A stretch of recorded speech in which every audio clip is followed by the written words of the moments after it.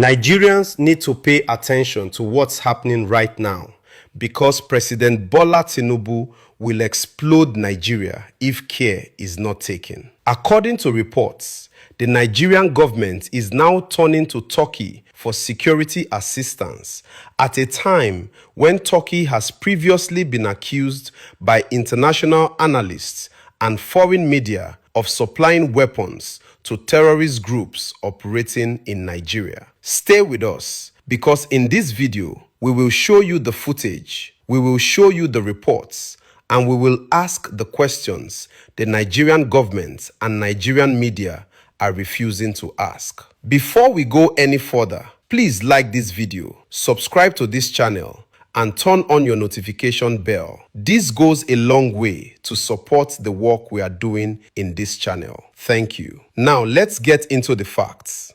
The Nigerian government under President Bola Tinubu has confirmed that it is seeking help from Turkey to tackle Nigeria's worsening insecurity. This disclosure came alongside reassurances that the military is working tirelessly, that sacrifices are being made, and that Nigerians should be patient while policies mature. But here is the problem. This move is not happening in a vacuum. It is happening against a background of very serious and disturbing international allegations. Allegations that Turkey has previously been linked to the supply of weapons to terrorist groups operating in Nigeria, including Boko Haram. What is even more disturbing is that it was Sheikh Gumi, a known terrorist spokesperson and sympathizer, who suggested this move. This is the same Sheikh Gumi who has consistently pushed negotiations with terrorists, downplayed their crimes, and attacked military operations against them. And now, he is the one advising the federal government to turn away from the United States and seek help from countries like Turkey and Pakistan. And once you place these two realities side by side, what emerges is danger. Now, before anyone calls this propaganda or says there is no evidence, I want you to watch this carefully. This is not my opinion. This is footage from foreign media reported years ago linking Turkey to weapons transfers connected to terrorist groups operating in Nigeria. An Egyptian television news program says that Turkey is clearly a terrorist state with a broad reach. It reports that Turkey is supplying weapons to the terrorist group Boko Haram in Nigeria.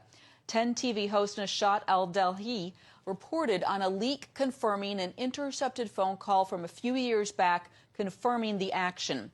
He reported in part, "Today's leak confirms without a doubt that Erdogan, his state, his government, and his party are transferring weapons from Turkey to, this is a shock, to where you may ask, to Nigeria. And to whom? To the Boko Haram organization." Well, Raymond Ibrahim, a journalism fellow at the David Horowitz Freedom Center and an expert on the Middle East and Islam, joins us now with more on this. Welcome, Raymond. Hello, Heather. Are you surprised by this report? What's your take on it? No, I'm not surprised. And my take on it is that the actual tape that was made that you referenced and you quoted was made apparently in 2014 or 15. And it was reported widely in certain areas in the U.S. and in the West, not so much, and not much came out of it. And the reason, I think, is because Erdogan wasn't so, didn't have his fingers so much in Islamist politics outside of his own nation.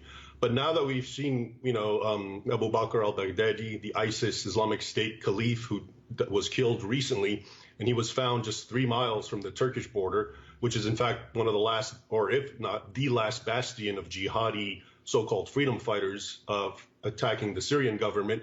It's brought it up again, the fact that everyone is saying, well, look, he's supporting ISIS. So now we're remembering, and that was, I think, the point of the Egyptian show. We're bringing back to see that there's some continuity here. It's not just right next door to Syria, to Turkey, meaning Syria. He's involved with some of the absolute worst Islamic terror groups. Remember, Boko Haram, which its name loosely means Western education is forbidden, haram. was basically doing what ISIS is notorious for years before ISIS. So the whole, head chopping, crucifying, massacres, enslaving women and children, burning people alive, Boko Haram was doing that. And one of the things that international observers have been noticing, especially increasingly, is that their armaments, their weapons, are very sophisticated. And it's even spilled into the Fulani tribesmen in Nigeria and in other parts in Africa. For example, I'm sure you know, Burkina Faso, also in Western Africa, attacks on Christians have become horrific. Just in the last few months, there have been so many killed, and always in the context of checking out if they're wearing crosses, if they can say the Islamic Creed or not, and then being butchered and so forth. And those tribesmen, the Fulani, who are essentially living almost on a primitive scale, appear with very advanced weaponry. Well, that's really interesting.